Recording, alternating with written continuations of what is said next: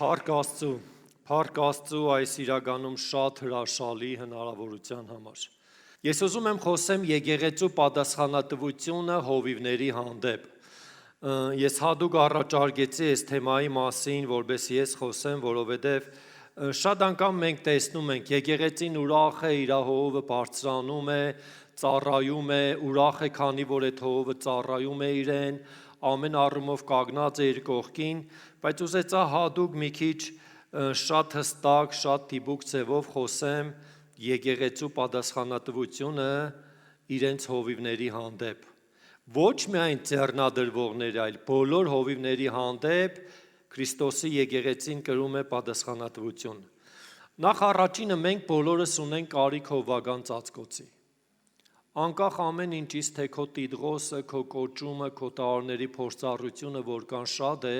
մենք բոլորս ունենք հովվական ծածկոցի կարիք, եւ հովիվը Աստծո կողմից տրված պաշտպանություն է իր եկեղեցու համար, որին ուղղություն է տալիս եւ որի համար հոգեվոր պատասխանատվություն է կրում։ Եբրայեցիների թղթի մեջ մենք հրաշալի խոսքեր ենք կարդում, Եբրայեցիների 13-րդ գլուխ 17-րդ համարը հետևյալն է ասում. Ձեր առաջնորդներին ականջ դրեք ու հնազանդվեք, որովհետև նրանք հսկում են ձեր հոգիները, որպես թե հաշիվ են տալու ձեր փոխարեն։ Նրանք թող դա ուրախությամբ անեն, ոչ թե հառաչելով, քանի որ դա ձեզ օգուտ չէ։ Մենք տեսնում ենք աստվածային հրահանգ, որ ձեր առաջնորդներին ականջ դրեք եւ հնազանդվեք։ Սիրելի եկեղեցի, մի խնդիր, որը շատ անգամ կա, երբ որ մենք հոգևոր փորձառության մեջ աճում ենք, մենք մտածում ենք, հատկապես մեր հայերի մեջ կա 3 միլիոն ենք, 3 միլիոն բժիշկ ունենք, 3 միլիոն դատավոր ունենք, 3 միլիոն վարչապետ ունենք, այսինքն բոլորը մտածում են, որ թե իրանք ամեն ինչ կարող են, եթե իրանք լինեին, իրանք գիտես ինչ ձևի կանեին, իրանք լավագույնը կանեին։ Աստծո խոսքը ուղղակի ասում է.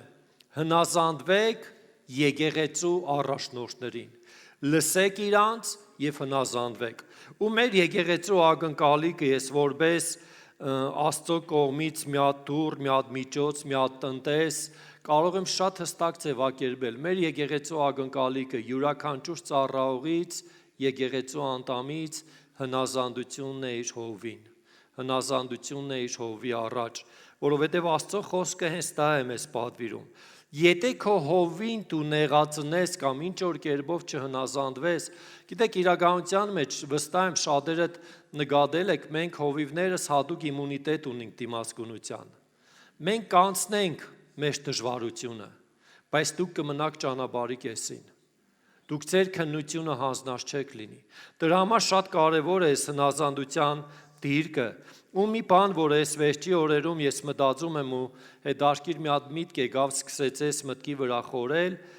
հովի ծառայությունը ինքը հետաքրքիր մի հատ ծառայություն է, որ հովիվը վտանգավոր խաչմերուկներում, մեր կյանքի վտանգավոր փուլերի մեջ, եկեղեցական ընթացքի վտանգավոր փուլերի մեջ, հովիվները իրանք լուսամփոփներ են դնում, որպեսզի մարդիկ տեսնեն ու առաջնորդվեն, եթե կարմիր է կագնեն, եթե տեղին է զգուշանան, եթե կանանչ է կարող են ընտանալ։ Գիտեք, դուք իշքան էլ լավ վարորդ լինեք, եթե վերցնենք մեր միջի ամենալավ վարորդին, օրինակ Հովվ Արսենին ես գիտեմ որպես լավ վարորդ, եթե իրան հարցնենք դու իշքան էլ լավ վարորդ լինես, առանց լուսամփոփների վտարիքը ենթարկվես թե չէ, պատասխանը իմ կարծիքով բոլորիս պարզ է։ Այո, առանց լուսամփոփի խաչմերուկների վրա յուրաքանչյուր մեկը, որքան էլ լավ վարորդ լինի,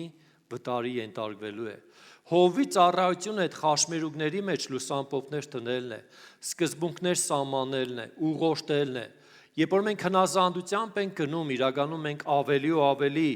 պաշտպանված եւ օրհնված ենք լինում։ Գիտեք, շատ անգամ մենք կարող ենք, որպես եկեղեցու անդամներ, դուք կարող եք ձևացնեք, թե ամեն ինչ նորմալ է, ձևացնեք, թե հնազանդվում եք, ձևացնեք, թե լսում եք, ձևացնեք, թե չէ ձեր հավատարմությունը։ Գիտեք, մենք Աստծո առաջ ենք, ու ամենաառաջի հերթին Աստված ինքը տեսնում է մեր սրտերը, Աստված ինքը քննում է մեր սրտերը։ Մենք կարող ենք մարդկանց համոզել, մարդկանց խաբել, բայց հնազանդության դիրքը մի դիրք է, որը Աստծուն է ուղված, որը Աստծո առաջ է։ Մենք հնազանդվելով առաջնորդին հնազանդվում ենք Տիրոջը, հնազանդվում ենք այն աստվածային կարգին, որ Աստված ինքը դրել է իր խոսքի միջոցով, որպեսզի եկեղեցին ինքը շատ ու շատ ավելի արդյունավետ լինի։ Գիտեք, իրականության մեջ մենք բոլորս հասկանալու ենք, Տերը հովին, որ օձել է, ձեր հովիվներին, որ այսօր ձեռնադրությամբ հաստատելու ենք իրանց օզված լինելը, Տերը իրանց տվել է համապատասխան իմաստությունը, շնորհքը առաջնորդելու եւ ուղղորդելու համար։ Ձեր բաժինը որպես եկեղեցու ծառայողներ եւ անդամներ ուղղակի աստվածային սկզբունքին հնազանդվելն է։ Երկրորդ Կորինթացիների թղթի մեջ մի հրաշալի խոսք կա, որը ես որքան կարդում եմ, այնքան ասում եմ Տեր Աստված շատ դիպուկ խոսք է։ Երկրորդ Կորինթացիների 2-րդ գլուխին 3-րդ համարը ասում է. Պողոս առաքյալը խոսում է Կորինթոսի եկեղեցու հետ, որի հանդեպ ու որոշ դրվագների առումով շատ խիստ էր վարվել։ Ու հանկարծ այս խոսքի մեջ ինքը հետևյալ ձևակերպումն է անում. Այն բանի համար նաև գրեցի ձեզ, Պողոսը նամակի միջոցով հրահանգ է տվել եկեղեցուն, որ ձեզ փորձելով իմանամ, թե արդյոք ամեն բանում հնազանդ եք։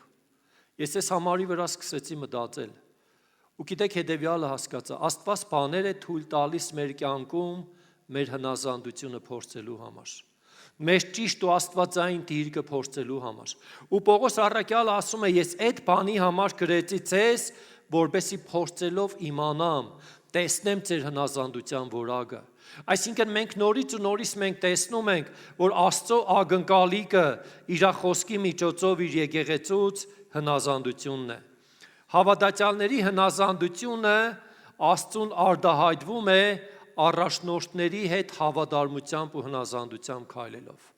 Շատ անգամ մենք ասում ենք ու մի հատ կեղծ թեզ կա, որը շատ անգամ շոշափվել է, իմ հովիվս Հիսուսն է, ես Հիսուսին եմ հնազանդվում։ Չէ, Աստծո խոսքը էս է ասում։ Գիտեք, պատրաստ եմ ամեն մեկիդ հետ քննարկում ունենալու։ Կան հարցեր, որոնց մենք նայում ենք մի տեսանկյունից։ Հովիվը, որը օծված է ծառայության վրա, ինքը խնդիրը ամբողջականն է տեսնում։ Ես շատ հաճախ ասում եմ Գյումրիի եկեղեցուց օրինակ բերելով, ասում եմ, եթե մենք փառաբանության խմբի ցանկությանը նայենք, մեր ամբողջ դահլիճը բեմ է լինելու, որովհետև իրանք մեծ բեմ են ուզում, բայց հովիվը հասկանում է բեմը առանց ժողովրդի իմաստ չունի, դրա համար մի փոքր մասը բեմն է, մնացած մասը նստելու տեղերը, բայց փառաբանության խումբը ասում է, չէ, բեմը որքան մեծ լինի, որքան մենք ազատ լինենք, հետո կգա կհասնեն վիճակը, որ ամբողջ փառաբանության խմբով կանգնում բեմի վրա երգում են, հետո նստում են լրացնելով տադարգատորները, որովհետև այդքան քիչ է։ Այսինքն հովիվը ինքը տեսնում է ընդանրական, ու կան բաներ, եթե անգամ քո սրտի համաձայն չէ, քո դիրքը ուղղակի հնազանդությունն է։ Ու հետաքրքիր 3 կետ եմ առանձնացրել այս խոսքի մեջ, որ Եբրայեցիների թղթի հեղինակը ասում է, ուզում եմ 3 կետի վրա հատուկ խոսեմ։ Շատ անգամ մենք կանգնում ենք ընտրության առաջ, մեր ծառայության մեջ, մեր ընթացքի մեջ, մենք կանգնում ենք ընտրության առաջ, կնախընտրենք հնազանդվելը, թե պաշտպանելը մեր եսը։ Շատ անգամ մարդիկ փորձում են պաշտպանել իրանց եսը, իրանց կարծիքը, իրանց տեսակետը։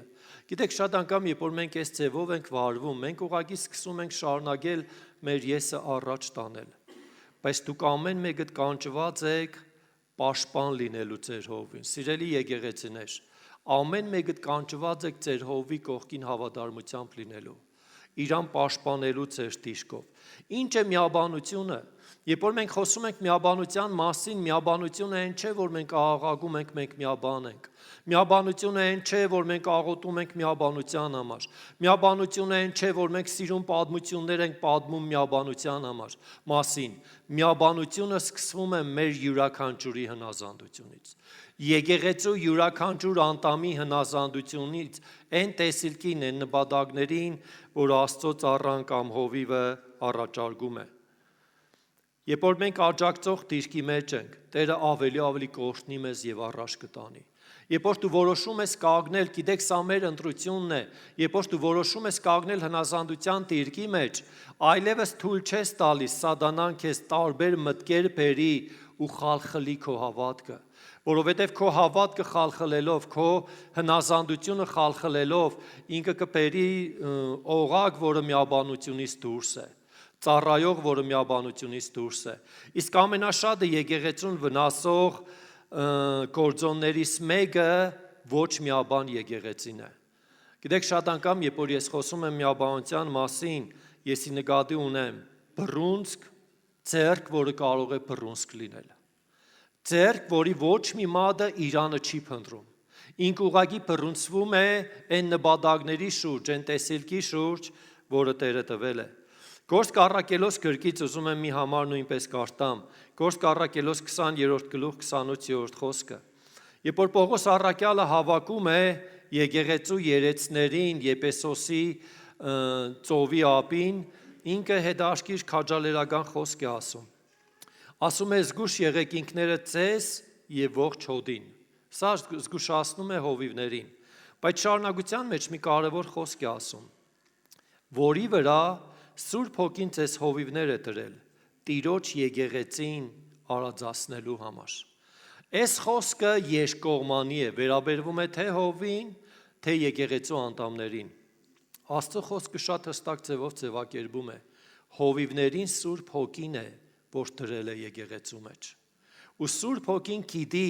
համապատասխան կարողությունն ու շնորհը տալ, որբեսի հովիվը ունենա իմաստություն առաջնորդելու եկեղեցին։ Այո, մենք շատ անգամ, երբ որ նստում ենք, մենք տարբեր քննարկումներ ենք ունենում, առաջարկներ ենք լսում, բայց եթե մեկի առաջարկը չի ընդունվում, եթե մեկի կարծիքը չի ընդունվում, դա ոչինչ չի նշանակում։ Դա չի նշանակում, որ ինքը ըմբոստանալու է կամ մտածելու է, ինչու համար իմ կարծիքս չընդունվավ։ Այո, հենց չպետք է ընդունվի։ Միշտ չէ, որ մեր բոլորի կարծիքները ճիշտ է, ու մենք պետք է համախմբվենք այն նպատակի շուրջ, որին Տերը տվել է հովին կամ առաջնորդին։ Հռոմեացիների թղթի մեջ հետաքրքիր մի պատմություն կա, որի վրա ես շատ եմ մտածել, ու այս պատկամները գրելուց առաջ մի քանի օր շարունակաբար աշխատել եմ այս պատկամի վրա, ու երեք երկուն հիշեցի այս պատմությունը։ Պողոս առաքյալը խոսում է մի հրաշալի զույգի մասին։ Գիտեք, հիշում եմ, մոտ ամիսներ առաջ նորից ես ակնարկել եմ սրա մասին, մտածել եմ այս պատմության մասին։ Հռոմեացիների 16-րդ գլուխ 3-4 համարների մեջ առաքյալը ողջունում է մի հրաշալի զույգին եւ իրանց մասին մի պատմություն է ակնարկում։ Ուզում եմ ձեր համար կարդամ։ Ողջունեք Պրիսկիղիային, Ակյուղայոսին, Քրիստոս Հիսուսով իմ գործընկերներին, որոնք կյանքս փրկելու համար իրենց պարանոցը սրի տակ դրեցին, վտանգի ենթարկվելով, եւ որոնց ոչ միայն ես եմ շնորհակալ, այլ հետանոսների բոլոր եկեղեցիները։ Այս պատմության վրա ես շատ եմ մտածել։ Մի հրաշալի զույգ, որի մասին տամենը մի քանի հիշադակություն կա Սուրբ գրքի մեջ, բայց մի հատ մեծ գնահատական կա։ Պատկերացրեք Աստծո մի հզոր ծառա, ում անունը Պողոս էր, ով Սողոսից դարձել էր Պողոս հետանոս աշխարհը լցնելով ավետարանի բարի լուրով, ով Աստծո ձեռքերի մեջ հզոր անոթ էր, Աստված իր կողքին դրել էր մարդիկ, երբ որ Պողոսի կյանքը վտանգի մեջ էր, իրանք իրանց պարանոցը առաջարկեցին Պողոսի պարանոցի փոխարեն։ Գիտեք, սա խոսում է նվիրումի ու հավատարմության մասին։ Այո, սիրելի եկեղեցի, իրականում Աստծո կամքն է, որբեսի եկեղեցիներում ծառայողների մեջ Ակյուղայոսների եւ Պրիսկիղիայի պես մարդիկ բարձրանան, ովքեր այնքան ամուր կկանգնեն իրանց առաջնորդների կողքին։ Ձեզանից շատերի առաջնորդներին 7 հոգու այսօր մենք ձեռնադրելու ենք։ Դուք ամեն մեկը խորելու տեղիք ունեք։ Մյուս եկեղեցիների ծառայողներն ու առաջնորդները, ովքեր ներկա են, ամեն մեկը խորելու տեղիք ունեք։ Արդյոք դու մեկն ես, ով պատրաստ է նման հավատարմությամբ կանգնելու իր հովի կողքը։ Շատ անգամ, երբ որ մարդու սրտի մեջ որոններ է նգնում, մարդը ինքը իր ականջը սկսում է տալ բամբասանքների, սկսում է տալ օդար բաների, ով ինչ խոսեց, այս տեղում ինչ է կատարվում, այս բանը ճիշտ է թե սխալ։ Գիտեք, մի բան, որի հետ ես հավիտյանս հավիտենից, քանի երկրի վրա ենք, հավիտյանս հավիտենից եմ ասում, բառի խորություն ավելի նկարագրելու վրա, իրականում պայքար ու պատերազմ ունեմ, դա բամբասանքն է։ Արի խոսենք, հովիցը ինչ կա, ճիշտ է թե սխալ, այս բանը ինչ է անում, Այ մեր հովիվն էլ չեն փոխվում էլի, ով հովիվ դարձավ, չգիտեմ ինչ սկսեց անել։ Գիտեք, սա բամբասանք է։ Սա ուղղակի բամբասանք է։ Այն ինչը չես կարող սիրով ասել քո հովի մոտ իր աչքերի մեջ նայելով, հետևից խոսելով դու ուղղակի բամբասում ես։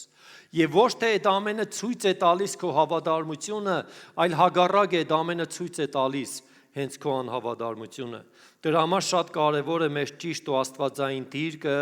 որի վրա մենք կանգնելու ենք։ Ուզում եմ մի խոսք էլ կարդամ ձեր համար ու վերջացնեմ։ Այս խոսքը, որը կկարդամ Քրիստ Վալատոնը, Աստծո մի հզոր ծառա մաշկարյական ազնվորություն, ով ինքը ասել է այս խոսքը ու իրականում այս խոսքը ինձ շատ խորելու կարիք է տալիս։ Ասում եմ, մենք պետք է հրավիրենք առաջնորդներին մեր կյանքի մեջ եւ սովորենք նրանց ավելի վստահել,